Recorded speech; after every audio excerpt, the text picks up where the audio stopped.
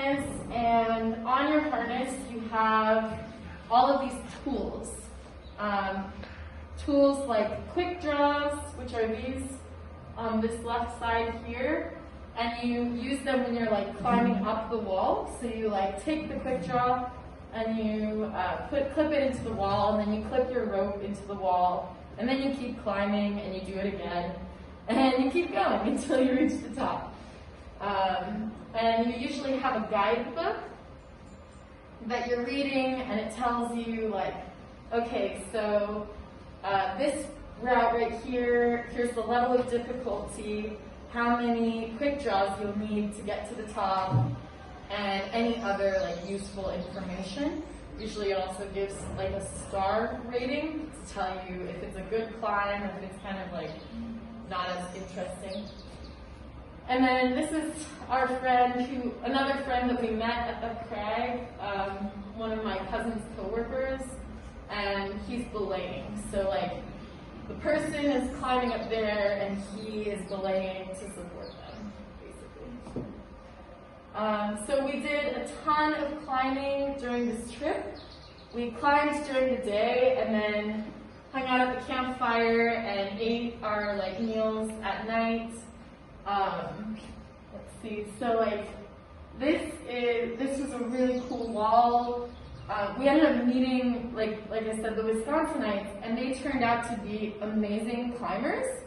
Julia and I are decent climbers, but really we are more like teachers. We've taught a lot of people how to climb, but we're not the hardest climbers. So like the Wisconsinites were really good climbers, and we got to climb the routes that they would put up, which was super fun. It's always better to go with somebody who's better than you when you're going climbing. And then this is actually this really cool route, and it's called Man's Best Friend. And it's a multi-pitch route. So like when you're climbing, let's say like you've got like a cliff like this, sometimes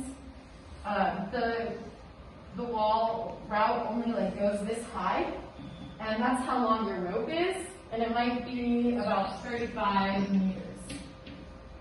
And once you reach that limit, you can't really climb anymore because your rope isn't long enough.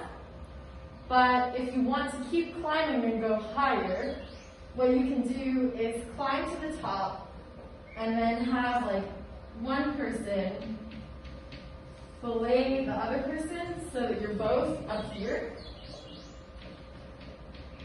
And then the next person will climb the next section.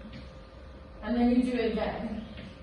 And so you end up being like really high, like maybe a couple hundred meters, depending on how many pitches. So like this is like pitch 1, 2, 3, etc.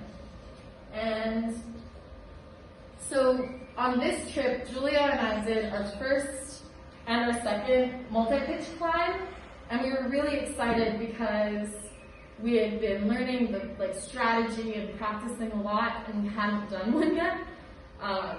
And that the night before we did this like really big climb, there was a huge windstorm in the camp.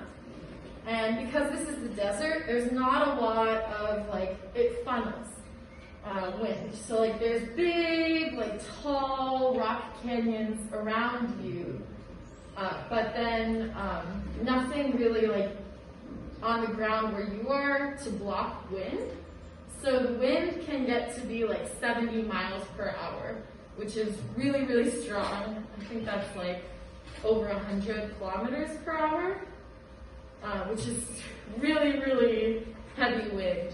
And if you're like bouldering, you take this giant thing called a crash pad and you like carry it on your back. And we were bouldering the day that the wind hit, and Julia and I are literally being like blown with the wind because the crash pad acted like a sail and just like carried us away. So it was pretty crazy. But because of all that madness, we lost our climbing rope for the night, and we couldn't figure out where it was. we're thinking like, no, we can't do this climb that we've been super excited to try. So luckily, the friends that we met, they were so nice. They loaned us their rope because they were gonna not be using it that day. So we got to do the climb anyways, and we made it to the top. And it was really beautiful. You had views of the entire canyon because you're like finally at the top of this route. Anyways, it was really fun. Here's some more climbing pictures, just in case you are wondering what it's like. This is Julia on one of those multi-pitch routes. You can see like the beginning of the canyon in the back. And there's me on this really cool wall. If you're interested in geology, you should become a rock climber because you learn a lot about rocks really quickly. There's a lot of different kinds of rocks, and these ones